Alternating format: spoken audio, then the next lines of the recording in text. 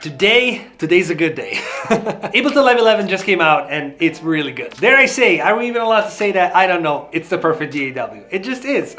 Oh, and this video is not sponsored by Ableton in any shape or form. These are just my personal opinions. And today, I don't know why, but I'm drinking apple juice. This is a new thing for me. I like it. It's good. All right, Ableton Live 11. Let's go.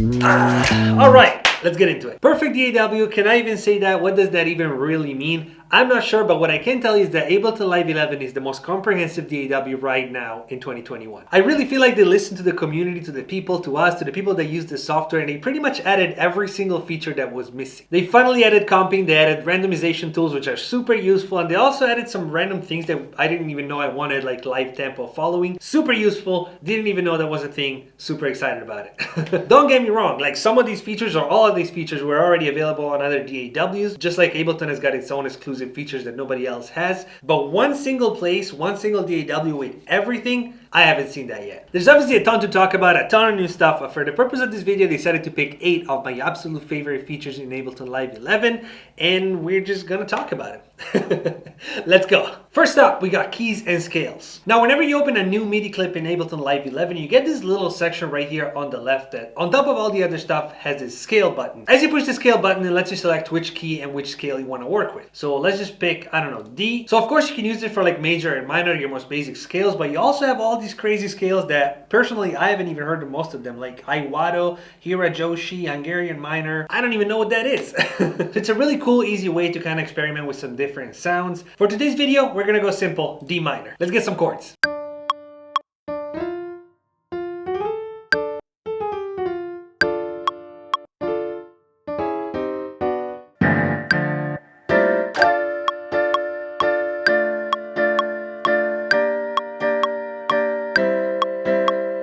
That's fire.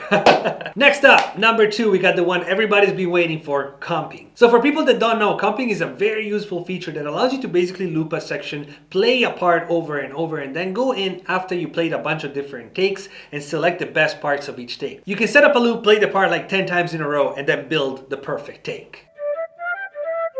We're gonna take this flute sound, we're gonna try to come up with a top melody for those chords, and we'll use comping.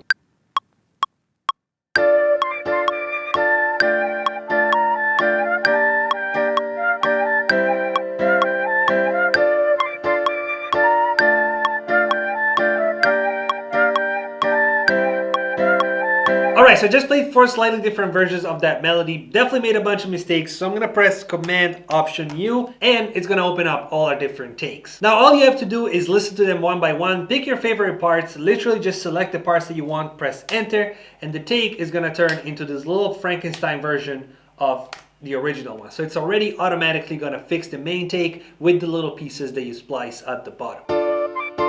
Hey,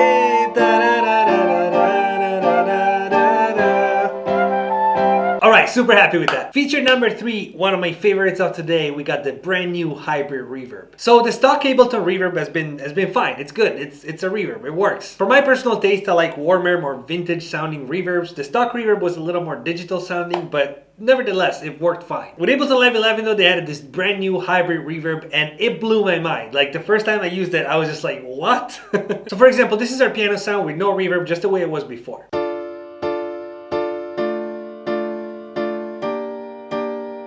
Now I'm gonna go ahead and pull up the hybrid reverb, put it on the piano. Of course, this has like a million parameters, different algorithms, different rooms, you can do a ton with it. But the most interesting feature to me is this custom sample thing. So the way it works is that you can just drag in any sample you want, and the characteristic of the reverb takes on that sample. It's kind of hard to explain. I don't know the technicality of it, so I'm not gonna get into that. I'm just gonna show you how it works. So for example, let's pull up like a crash sample. Let's go with this one. I'm just gonna drag it in. Let's hear what it sounds like.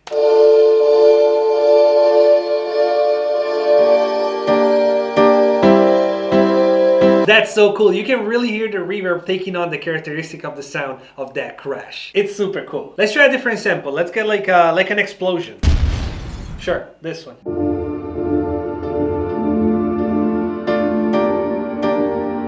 totally different sound just by dragging in a different sample. The possibilities are endless. I like this one a lot. I think this might be my favorite new thing. Apple juice. I'm really getting into this. Just a quick reminder while I'm taking a little break. If you guys are enjoying the video so far, please don't forget to subscribe button and notification bell. We're really close to 100,000 subscribers. I'm planning something huge. So hit the subscribe button, hit the notification bell. Let's get it. Alright, back to the video. Next up, this is a really good one. We got individual pitch correction. So to show you how this one works, I'm going to pull up an 808 sound. You can obviously use this for a million different things, but 808 glides, this just takes 808 glides to a whole new level. Super simple to do. It can literally turn a part like this one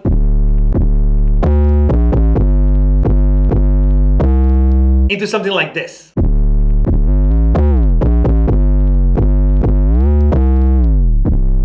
Before I show you how to do that though, you might be wondering, how do you get your 808s to hit so hard? The answer to that in this case is a plugin called Diablo by Cymatics. I'm getting good at these segues. I'm proud of myself.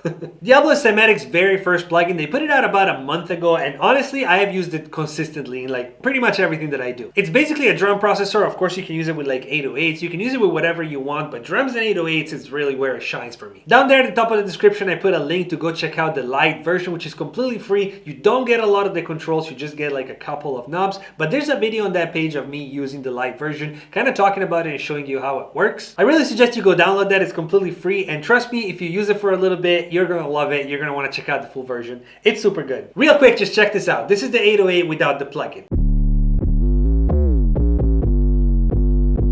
And then with the plugin turned on.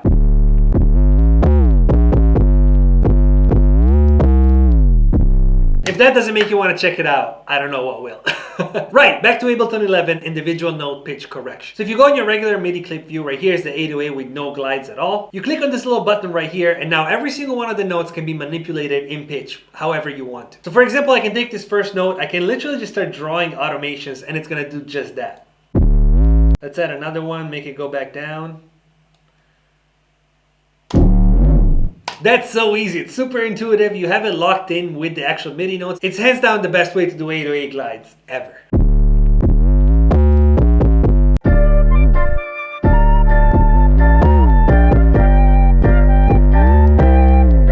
That's fire. Now, right now we did it with 808s, but imagine this. You build a chord. Each one of the notes of the chord, you can have it pitch in different directions. You can have the top one going down and the bottom one going up. You can do all kinds of crazy, unique things. It's the perfect DAW. I've been telling you guys, it's perfect.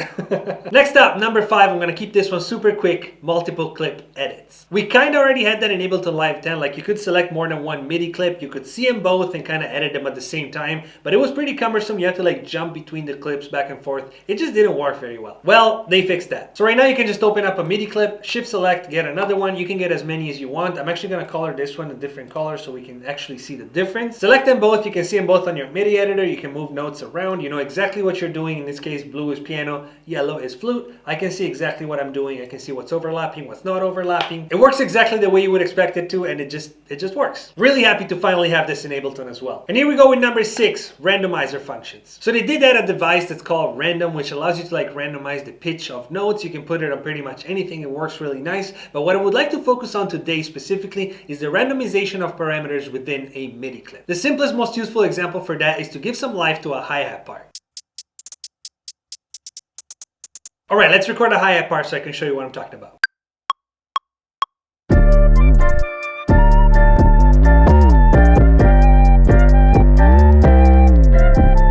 Right, so down here at the bottom you have all your velocity controls just like it used to be. You can just select the notes, drag them up and down and change the velocity. The new part, the fun part, is this section right here. So what this allows you to do is set how far you want the notes to be randomized from where they're at right now. So for example, if I drag them all the way up to 127 and I leave that at 127, that means that they could go all the way down to 0. So when I press randomize, they can go all over the place. Now for our hi-hat, we don't want it to be that much because some notes are going to be way too quiet. So let's put it at, let's say 15. Now if you look down there, you can see the notes are all different. They got randomized, but they're all within that 15 range.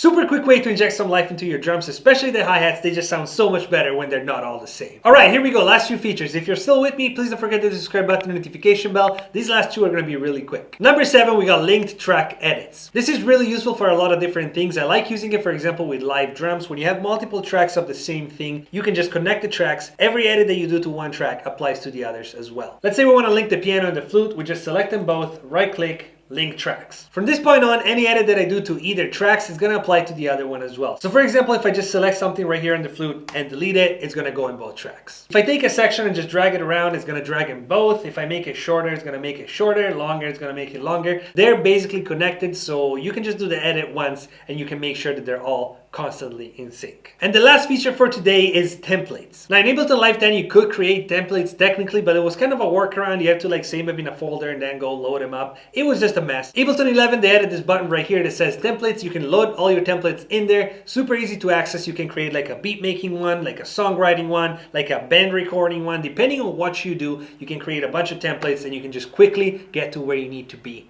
when you're trying to work. All right, that was it for this one. If you guys enjoyed the video, please don't forget the subscribe button and notification bell. I'll see you on the next one. And as always, be positive, and positive things will happen.